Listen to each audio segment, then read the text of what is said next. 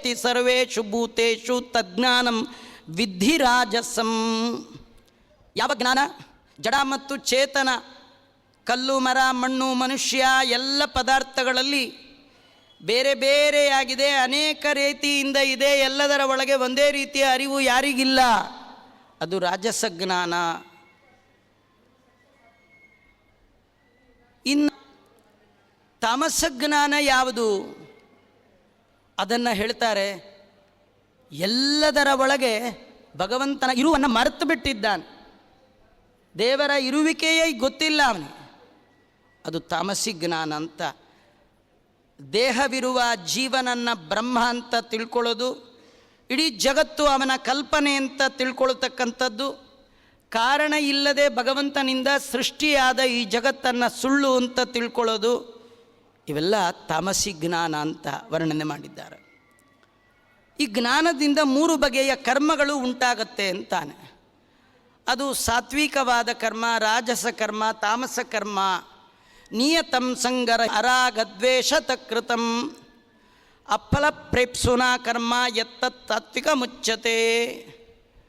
ಯಾವುದೇ ವಿಧವಾದ ರಾಗ ಇಲ್ಲ, ದ್ವೇಷ ಇಲ್ಲ, ಕರ್ಮವನ್ನು ಮಾಡ್ತಾನೆ. ಕರ್ಮ ಮಾಡುವಾಗ ಫಲದ ಹಂಬಲ ಇಲ್ಲ, ಅದರ ನಂಟಿಲ್ಲ. ಹಾಗಾದರೆ ಇದು ಸಾತ್ವಿಕ ಕರ್ಮ. ಇನ್ನು ಅಹಂಕಾರ ಪಡ್ತಾ ದೇಹ ದಂಡನೆ ಮಾಡ್ತಕ್ಕಂಥ ಕರ್ಮ ಇದೆಯಲ್ಲ, ಇದು ರಾಜಸ ಕರ್ಮ. ಇನ್ನು ಪರಿಣಾಮ, ನಾಶ, ಹಿಂಸೆ ಇದನ್ನು ಗಮನಿಸದೆ ಏನಾದರೂ ಆಗಲಿ ಬಿಡೋದು, ಇದು ತಾಮಸ ಕರ್ಮ ಅಂತ ಅನ್ನಿಸ್ಕೊಳ್ಳುತ್ತೆ. ಈ ರೀತಿ 3 ಕರ್ಮಗಳನ್ನು ಮಾಡಲಿಕ್ಕೆ 3 ಬಗೆಯ ಕರ್ತೃಗಳು ಕಾರಣ.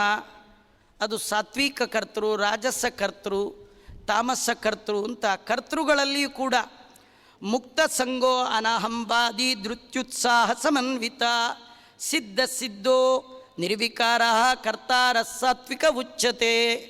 ಸಾತ್ವಿಕ ಕರ್ತೃ ಯಾರು? ಯಾರಿಗೆ ನಾನು ಮಾಡ್ತಾ ಇದ್ದೇನೆ ಎನ್ನುವ ಜಂಬ ಇಲ್ಲ, ಆದರೆ ಮಾಡುವಾಗ ಉತ್ಸಾಹದಿಂದ ಮಾಡ್ತಾನೆ, ಧೈರ್ಯದಿಂದ ಮಾಡ್ತಾನೆ, ಅದರಿಂದ ಬರುವಂತಹ ಫಲ ವಿಚಲಿತಕ್ಕೆ ಒಳಗಾಗೋಲ್ಲ, ಅವನು ಸಾತ್ವಿಕವಾದ ಕರ್ತೃ ಅಂತ. ಹಾಗೆ ರಾಜಸ ಮತ್ತು ತಾಮಸವನ್ನು ವರ್ಣನೆ ಮಾಡಿದ್ದಾನೆ. ಈ ರೀತಿ ಕರ್ತೃಗಳಾಗಲಿಕ್ಕೆ ಅವರ ಒಳಗಿರುವ 3 ಬಗೆಯ ಬುದ್ಧಿ ಕಾರಣ ಅಂತ. ಬುದ್ಧಿಯ 3 ಬಗೆ, ಸಾತ್ವಿಕ, ತಾಮಸ, ರಾಜಸ, ಎಲ್ಲ ತ್ರಿವೃತ್ಕರಣ. ಯತ್ರ ತ್ರಿಸರ್ಗೋ ಮೃಷ, ಇಡೀ ಜಗತ್ತು 3 ಸರ್ಗ, 3 ಬಗೆಯಿಂದ ಇರ್ತಕ್ಕಂಥದ್ದು. ಅದನ್ನು ಇಲ್ಲಿ ಮತ್ತೆ ಸಾತ್ವಿಕ ಬುದ್ಧಿ, ರಾಜಸ ಬುದ್ಧಿ, ಈ ರೀತಿ ಆ ಬುದ್ಧಿಯ 3 ಬಗೆಯನ್ನು. ಈ ಬಗೆಯ ಬುದ್ಧಿಗೆ ಕಾರಣ ಅವರ ಧೈರ್ಯ, ಅವರ ಧೃತಿ.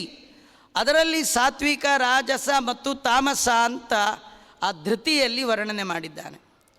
ಈ 3 ಬುದ್ಧಿಯ 3 ಬಗೆಯ ಜನರಿಗೆ ಸಿಗುವಂತಹ 3 ಬಗೆಯ ಸುಖ, ಅದು ಕೂಡ ಸಾತ್ವಿಕ, ತಾಮಸ ಮತ್ತು ರಾಜಸ ಅಂತ ವರ್ಣನೆ ಮಾಡ್ತಾ ಇದ್ದಾನೆ. ಸಾತ್ವಿಕವಾದ ಸುಖ ಯಾವುದು? ನಾವು ಸುಖದ ಬಗ್ಗೆ ತಿಳ್ಕೊಳ್ಬೇಕು. ಅದರಲ್ಲಿ ಏನೇನೋ ಸುಖಪಟ್ಟು ಇದೇ ನಿಜವಾದ ಸುಖ ಅಂತ ಅಂದ್ಕೊಳ್ಬಾರ್ದು. ಸಾತ್ವಿಕವಾದ ದೇವರು ಮೆಚ್ಚ ಯಾವುದು? ಭಗವಂತ ಹೇಳ್ತಾನೆ, ಯದಗ್ರೇ ಯತ್ತದಗ್ರೇ ವಿಷಮಿವ ಪರಿಣಾಮೇ ಅಮೃತೋಪಮಂ ತತ್ಸುಖಂ ಸಾತ್ವಿಕಂ ಪ್ರೋಕ್ತಂ ಆತ್ಮಬುದ್ಧಿ ಪ್ರಸಾದಜಂ. ಸಾತ್ವಿಕ ಸುಖ ಅಂದರೆ ಇದು. ಏನಂದರೆ ಯದಗ್ರೇ ಯತ್ತದಗ್ರೇ ವಿಷಮಿವ, ಅದು ಅನುಭವಿಸುವಾಗ ಹಿತ ಆಗಿರುತ್ತೆ, ದುಃಖವನ್ನು ಪರಿಹಾರ ಮಾಡ್ತಕ್ಕಂಥದ್ದು. ಅದು ಆರಂಭದಲ್ಲಿ ಅಪ್ರಿಯ, ಆದರೆ ಕೊನೆ ಒಳಗೆ ಅದು ಅಮೃತಕ್ಕೆ ಸದೃಶ. ಔಷಧಿ ತಗೊಳ್ಳುವಾಗ ಅದು ಅಷ್ಟು ರುಚಿಕರ ಆಗಿರೋಲ್ಲ, ಆದರೆ ಕುಡಿಬಾರ್ದನ್ನು ಕುಡಿಯುವಾಗ, ತಿನ್ನಬಾರ್ದನ್ನು ತಿನ್ನುವಾಗ ಭಾರೀ ಆನಂದ, ಮುಂದೆ ಅದರದ್ದು ಇದ್ದೇ ಇರುತ್ತೆ ಗೋಳು. ಆದರೆ ಅಮೃತ, ಉತ್ತಮವಾದ ಸುಖ ಯಾವಾಗಲೂ ಆರಂಭದಲ್ಲಿ ಎತ್ತದಗ್ರೆ ವಿಷಮಿವ, ವಿಷದಂತೆ ಕಂಡರೂ ಕೊನೆಯಲ್ಲಿ ಯಾವುದು ಪರಮ ಸುಖಕ್ಕೆ ಕಾರಣ ಆಗುತ್ತೆ. ಪರಮ ಸುಖ ಅಂದರೆ ಭಗವಂತನ ಅನುಗ್ರಹವೇ ಪರಮ ಸುಖ. ಆರಂಭದಲ್ಲಿ ಏಕಾದಶಿ, ಚಾತುರ್ಮಾಸ್ಯ, ಪಾಠ, ಪ್ರವಚನ, ಸ್ನಾನ ಈ ಧನುರ್ಮಾಸ ಬಂದಾಗ ಬೆಳಗಾಗಿ ಎದ್ದು ಸ್ನಾನ ಮಾಡೋದು, ಕಾರ್ತಿಕ್ ಸ್ನಾನ ಇವೆಲ್ಲ ಏಳುವಾಗ ಮಾಡುವಾಗ ಸ್ವಲ್ಪ ಕಷ್ಟ, ವಿಷದಂತೆ. ಎಷ್ಟೋ ಜನಕ್ಕೆ ನಿದ್ದೆ ಬರೋದೇ 4:15 ಮೇಲೆ, ಒಳ್ಳೆ ಸಿಹಿ ಸಿಹಿ ನಿದ್ದೆ. ಆ ಟೈಮಲ್ಲಿ ಎದ್ದು ಸ್ನಾನಕ್ಕೆ ಹೋಗು, ಅದರೊಳಗೂ ಧೋ ಅಂತ ಮಳೆ ಬರ್ತಿರಬೇಕು, ಅದರೊಳಗೂ ಒದ್ದೆ ಉಟ್ಕೊಂಡು ಹೋಗಿ ಬಾವಿಲಿ ಸ್ನಾನ ಮಾಡಿ ದೇವ್ರ ಪೂಜೆ, ಛೇ ಛೇ ಛೇ ನಂಗೆ ಕೈಲಿ ಬಿಟ್ಟುಬಿಡ್ತೀವಿ ನಾವು. ಯಾಕೆಂದರೆ ತದಗ್ರೇ ವಿಷಮಿವ, ಆರಂಭದಲ್ಲಿ ವಿಷ, ಆದರೆ ಅಂತ್ಯಕಾಲದಲ್ಲಿ ಭಗವಂತನ ಪರಮಾನುಗ್ರಹಕ್ಕೆ ಪಾತ್ರ ಆಗುವಂಥದ್ದು ಇದು ಸಾತ್ವಿಕವಾದದ್ದು. ಇನ್ನು ತಾಮಸ ಯಾವುದು? ಯದಗ್ರೇ ಚ ಅನುಬಂಧೇ ಚ ಸುಖಂ ಮೋಹಮಾತ್ಮನ ನಿದ್ರಾಲಸ್ಯ ಪ್ರಮೋದೋತ್ತಮ್ ತತ್ತಾಮಸ ಮುದಾಹೃತಂ. ತಾಮಸವಾದ ಸುಖ ಯಾವುದು ಅಂತ ಹೇಳ್ತಾ ಇದ್ದಾರೆ. ಏನಂದರೆ ಅದು ಆರಂಭದಲ್ಲಿ, ಮಧ್ಯದಲ್ಲಿ, ಕೊನೆಯಲ್ಲಿ ಯಾವಾಗಲೂ ಮಂಕು ಬರುವ ಹಾಗೆ ಮಾಡುವಂತಹ ಕರ್ಮ ಯಾವುದು? ಯಾವಾಗಲೂ ನಿದ್ದೆ, ಆಲಸ್ಯ, ಮರವು ಇದಕ್ಕೆ ಕಾರಣ ಆಗತ್ತೆ. ಅದು ತಾಮಸ ಸುಖ. ಆರಂಭದಲ್ಲಿಯೂ ಉತ್ತಮ ಅಲ್ಲ, ಮಧ್ಯದಲ್ಲಿಯೂ ಉತ್ತಮ ಅಲ್ಲ, ಕೊನೆಯಲ್ಲಿಯೂ ಉತ್ತಮ ಅಲ್ಲ. ಭಗವಂತನ ಅನುಗ್ರಹದಿಂದ ನಮ್ಮನ್ನು ದೂರ ಮಾಡಿಸುವಂಥದ್ದು, ಭಗವತ್ ಪ್ರಸಾದದಿಂದ ಸಿಗುವಂತಹ ಜ್ಞಾನಾದಿಗಳು, ಅದರಿಂದ ಬರುವಂತಹ ಸುಖ ಸಾತ್ವಿಕ.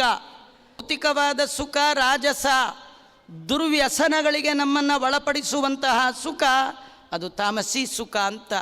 ಸಾತ್ವಿಕ ಸುಖ ಮೊದಲು ವಿಷ, ಕೊನೆಯಲ್ಲಿ ಅಮೃತ. ರಾಜಸ ಸುಖ ಮೊದಲು ಅಮೃತ, ಕೊನೆಯಲ್ಲಿ ವಿಷ. ತಾಮಸ ಸುಖ ಮೊದಲು ವಿಷ, ಮಧ್ಯದಲ್ಲಿಯೂ ವಿಷ, ಕಡೆಯಲ್ಲಿಯೂ ವಿಷ. ಇದಕ್ಕೆಲ್ಲ ಕಾರಣ ತ್ರಿಗುಣಗಳ ವ್ಯಾಪ್ತಿ. ಮುಂದೆ ಭಗವಂತ 4 ವರ್ಣಗಳ ವಿವೇಚನೆಯನ್ನು ಮಾಡ್ತಾ ಇದ್ದಾನೆ. ಅದರಲ್ಲಿ ಆರಣದವರು, ಅದರಲ್ಲಿ ಬ್ರಾಹ್ಮಣನಾದವ, ಕ್ಷತ್ರಿಯನಾದವ, ವೈಶ್ಯನಾದವ, ಇವರಿಗೆಲ್ಲ ಇರಬೇಕಾದ ಗುಣಗಳು ಏನು, ಯಾವ ಗುಣಗಳಿಂದ ಯಾರನ್ನು ಯಾವ ವರ್ಣಕ್ಕೆ ಸೇರಿಸಬೇಕು, ಅದು ಭಗವನ್ನಿಷ್ಠೆ, ಇಂದ್ರಿಯ ನಿಗ್ರಹ, ಬ್ರಹ್ಮಚರ್ಯ, ಒಳ ಹೊರ ಬಗೆಯ ಶುದ್ಧಿ, ಕ್ಷಮೆ, ನೇರ ನುಡಿ, ಜ್ಞಾನ, ವಿಜ್ಞಾನ, ಧರ್ಮಶ್ರದ್ಧೆ, ಇದೆಲ್ಲ ಬ್ರಾಹ್ಮಣರ ಸಹಜ ಗುಣ.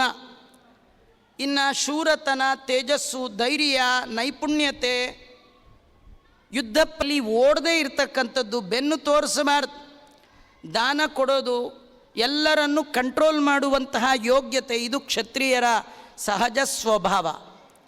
ಹೀಗೆ ವೈಶ್ಯರ ಮತ್ತು ಶೂದ್ರರ ಅವರ ಸಹಜ ಸ್ವಭಾವಕ್ಕೆ ಯೋಗ್ಯವಾದ ಗುಣಗಳನ್ನು ವರ್ಣನೆ ಮಾಡಿದ್ದಾನೆ. ತುಂಬ ಜನ ಇದನ್ನು ತಪ್ಪಾಗಿ ತಿಳ್ಕೊಳ್ತಾರೆ. ಒಂದೇ ದೇಹದ ಒಳಗೆ 4 ವರ್ಣ ಇದೆ ರೀ. ನೋಡಿ, ತಲೆಯಿಂದ ಯೋಚನೆ ಮಾಡ್ತಾನೆ, ಇದು ಬುದ್ಧಿ, ಇದು ಬ್ರಾಹ್ಮಣ. ಕೈಯಿಂದ ಕೆಲಸ ಮಾಡ್ತಾನೆ, ರಕ್ಷಣೆ ಮಾಡ್ತಾನೆ, ಇದು ಶೂದ್ರ. ಕಾಲಿಂದ ಸೇವಾದಿಗಳ ವೈಶ್ಯ, ಕಾಲಿಂದ ಸೇವಾದಿಗಳೇ, ವ್ಯವಹಾರಕ್ಕಾಗಿ ವೈಶ್ಯವರ್ಣ, ಸೇವೆಗಾಗಿ ಶೂದ್ರ. ನಾವು ನಮಗಿಂತ ದೊಡ್ಡವರು ಬಂದಾಗ ಉದ್ದಕ್ಕೆ ನಮಸ್ಕಾರ ಮಾಡ್ತೀವಿ, ಅವ್ರ ಕಾಲು ಒತ್ತುತ್ತೇವೆ, ಸೇವಾದಿಗಳನ್ನು ಮಾಡ್ತೇವೆ. ಸೇವಾದಿಗಳು ಅದು ಕೀಳು ಕರ್ಮಗಳಲ್ಲ, ಭಗವಂತನ ಪರಮಾನುಗ್ರಹಕ್ಕೆ ಪಾತ್ರನಾಗಲಿಕ್ಕೆ ಯೋಗ್ಯವಾದದ್ದು. ಗುರುವಿನ ಗುಲಾಮನಾಗುವ ತನಕ ದೊರೆಯದಣ್ಣ ಮುಕುತಿ ಅಂತಾರೆ. ಗುಲಾಮ ಆಗಬೇಕಂತ, ಸೇವಾವೃತ್ತಿಯನ್ನು ಮಾಡಬೇಕಂತೆ, ಗುರು ಶುಶ್ರೂಷೆಯ ವಿದ್ಯಾ, ಹೀಗೆಲ್ಲ ವರ್ಣನೆ ಮಾಡ್ತಾ ಇದೆ. ಆದ್ದರಿಂದ ಆ ವರ್ಣಗಳು ಅದೆಲ್ಲ ಮುಖ್ಯ. ಇಲ್ಲಿ ಭಗವಂತ ನೆಪ ಮಾಡಿಕೊಂಡು ಇಡೀ ಮನುಕುಲಕ್ಕೆ ಒಂದು ದಿವ್ಯ ಸಂದೇಶವನ್ನು ಭಗವದ್ಗೀತೆಯಲ್ಲಿ ಕೊಡ್ತಾನೆ. ದೇವರು ಮೋಕ್ಷ ಯಾವುದೇ ಒಂದು ವರ್ಣಕ್ಕೆ, ಜಾತಿಗೆ ಮೀಸಲು ಮಾಡಿಟ್ಟಿಲ್ಲ. ಎಲ್ಲ ವರ್ಣದವರಿಗೆ, ಎಲ್ಲ ಜಾತಿಯವರಿಗೆ, ಎಲ್ಲರಿಗೂ ಕೂಡ ಮೋಕ್ಷ ಸಾಧ್ಯ.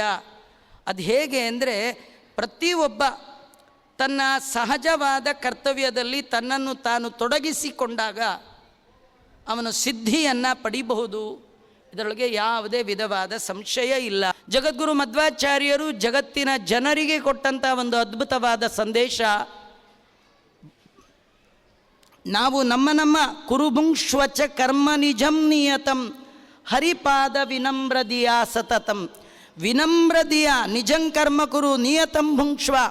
ನಿನ್ನ ವರ್ಣಾಶ್ರಮಕ್ಕೆ ವಿಹಿತವಾದ ಕರ್ಮವನ್ನು ಮಾಡು, ಭಗವಂತ ಅನುಗ್ರಹ ಮಾಡ್ತಾನೆ ಅಂತ. ಸ್ವೇ ಸ್ವೇ ಕರ್ಮಣ್ಯಭಿರತಃ ಸಂಸಿದ್ಧಿಂ ಲಭತೆ ನರಃ ಸ್ವಕರ್ಮಣ ನಿರತ ಸಿದ್ಧಿಂ ಯಥಾ ವಿಂದತಿ ತತ್ಸೃಣು. ಅವರವರ ಕಾರ್ಯತರಾಗಿದ್ದರೆ ಅವರು ಹೇಗೆ ಸಿದ್ಧಿಯನ್ನು ಪಡಿತಾರೆ ಹೇಳ್ತೇನೆ ಕೇಳು. ಏನು ನೀವು ಹೊಸದಾಗಿ ಮಾಡಬೇಡಿ, ಪರಂಪರೆಯಿಂದ ನೀವೇನು ಮಾಡ್ಕೊಂಡು ಬಂದಿದ್ದೀರಿ, ಸ್ವಕರ್ಮಣ ತಮಭ್ಯರ್ಚ ಸಿದ್ಧಿಂ ವಿಂದತಿ ಮಾನವ. ತಾನು ಮಾಡುವ ಕರ್ಮವನ್ನೇ ಪ್ರಾಮಾಣಿಕವಾಗಿ ಅಹಂಕಾರ ಬುದ್ಧಿಯನ್ನು ಬಿಟ್ಟು ಭಗವಂತನ ಪೂಜಾ ರೂಪವಾಗಿ ಮಾಡಿ ಭಗವಂತನ ನೆನಪಿನೊಂದಿಗೆ ಭಗವಂತನಿಗೆ ಯಾರು ಅರ್ಪಣೆ ಮಾಡ್ತಾರೋ ಅದು ಸಿದ್ಧಿಗೆ ಕಾರಣ ಆಗತ್ತೆ.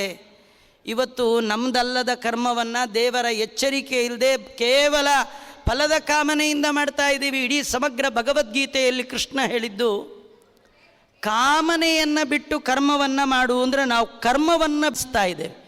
ಏನು ಕೆಲಸ ಮಾಡಲ್ಲ, ಬೇಕು ಬುದ್ಧಿ ಮಾತ್ರ ಹೋಗಿಲ್ಲ.